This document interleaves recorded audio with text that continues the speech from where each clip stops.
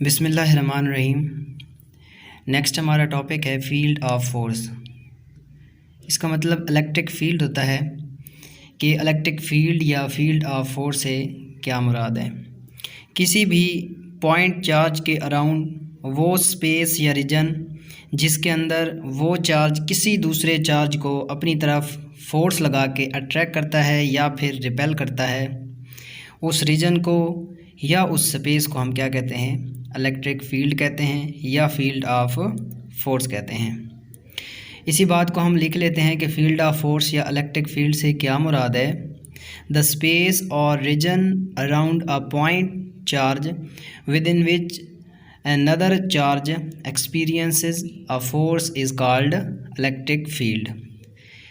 Electric field वो space या reason होता है जिसके अंदर एक पॉइंट दूसरे पॉइंट के ऊपर क्या करता है, फोर्स को एक्सपीरियंस करता है अपनी तरफ अट्रैक्ट करने के लिए या फिर रिपेल करने के लिए। इस फील्ड को हम क्या कहते हैं, इलेक्ट्रिक फील्ड कहते हैं। न्यूटन्स का ग्रेविटेशनल लॉ और कूलम लॉ जो है उससे हम क्या करते हैं, उसकी हेल्प से हम कैलकुलेट करते हैं मैग्नीट्यूड को और direction of gravitational and electric force. इसकी मैग्नीट्यूड और direction of gravitational and electric force को क्या करते हैं, कैलकुलेट करते हैं। क्योंकि जो ग्रेविटेशनल लॉ है वो मैसेज के लिए यूज़ किया जाता है और जो कूलम लॉ है वो चार्जेस के लिए यूज़ किया जाता है। तो ग्रेविटेशनल लॉ और कूलम लॉ से हम क्या करते हैं, मैग्नीट्यूड और डायरेक्शन फाइंड करते हैं ग्रेविटेशनल फोर्स और इलेक्ट्रिक फोर्स की। लेकिन यहाँ पर दो क्वेश्चन अराइज हो जाते हैं। सबसे पहला क्वेश्चन ये है कि इन फोर्सेस का ओरिजिन कौन सा है, ओरिजिन ऑफ दीज फोर्सेस, कि ये जो ग्रेविटेशनल फोर्स है और इलेक्ट्रिक फोर्स है इन दोनों का ओरिजिन कौन सा है, ये कहाँ से प्रोड्यूस होती हैं, ये कहाँ से बनती हैं। और सेकंड क्वेश्चन ये है कि इन फोर्सेस को ट्रांसमिट कैसे कर सकते हैं, एक मैच से दूसरे मैच के अंदर या एक चार्ज से दूसरे चार्ज के अंदर हम इनको ट्रांसमिट कैसे कर सकते हैं, इन फोर्सेस को, ग्रेविटेशनल फोर्स को और इलेक्ट्रिक फोर्स को। तो जहाँ पर पहले क्वेश्चन की बात है ओरिजिन ऑफ दीज फोर्सेस, तो ये इसका आंसर अभी तक अननोन है, जिसकी वजह से इन फोर्सेस को हम क्या कहते हैं, बेसिक फोर्सेस ऑफ नेचर कहते हैं। जहाँ पर ट्रांसमिशन की बात है तो उसके ऊपर माइकल फैराडे ने एक कंसेप्ट पेश किया था। माइकल फैराडे ने एक कंसेप्ट पेश किया था, concept of electric field.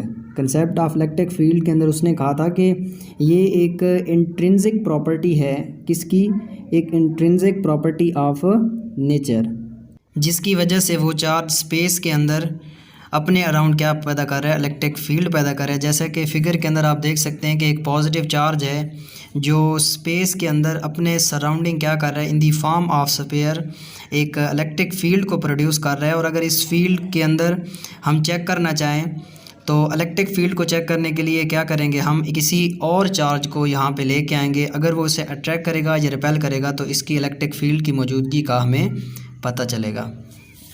Next हम देखते हैं इलेक्ट्रिक फील्ड इंटेंसिटी को, कि इलेक्ट्रिक फील्ड इंटेंसिटी किसे कहते हैं। इलेक्ट्रिक फील्ड के अंदर मौजूद किसी भी पॉइंट पर किसी यूनिट पॉजिटिव चार्ज की वजह से जो फोर्स की मैग्नीट्यूड होती है उसे उस पॉइंट की क्या कहते हैं, इलेक्ट्रिक फील्ड इंटेंसिटी कहते हैं।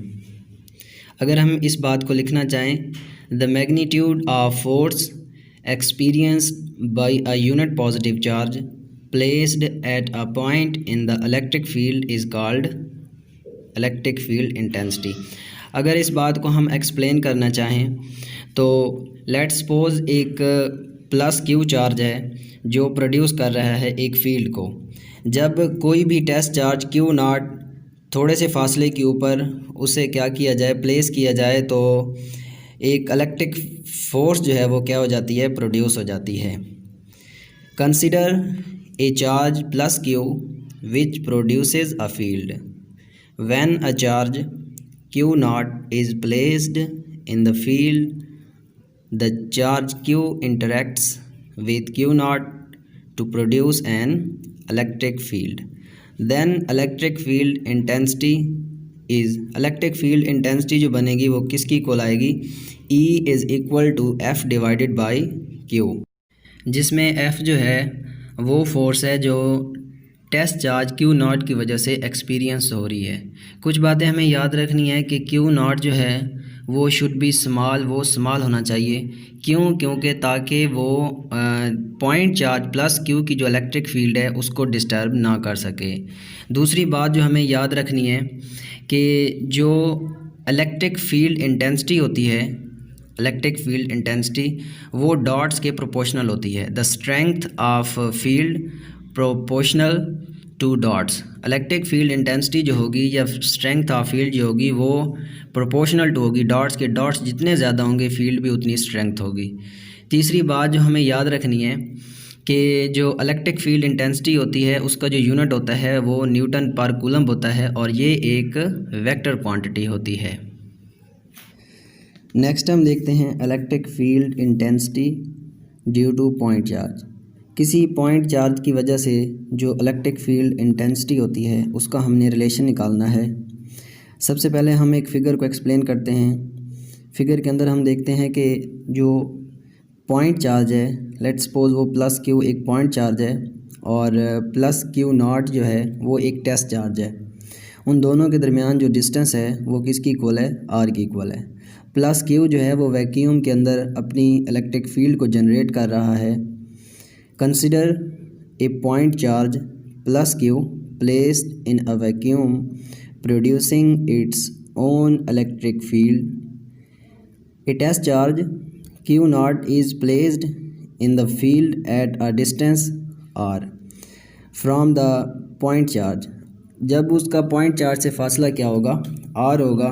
तो इन दोनों के दरमियान जो according to Coulomb law force बनेगी, according to Coulomb's law, Coulomb's law जो इसकी फ़ोर्स बनेगी इन दोनों के दरमियान वो होगी F is equal to 1/4 pi epsilon not q not divided by r square r unit vector. R unit vector जो है वो क्या कर रहा है? फोर्स की डायरेक्शन को बता रहा है। नेक्स्ट, इलेक्ट्रिक फील्ड इंटेंसिटी जो होगी due to q, due to point charge जो उसकी इलेक्ट्रिक फील्ड इंटेंसिटी बनेगी उसका formula E is equal to f over q not होता है।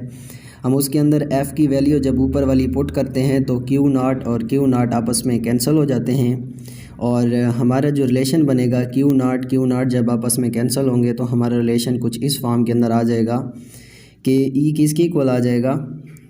E is equal to 1/4 pi epsilon not q divided by r square r unit vector.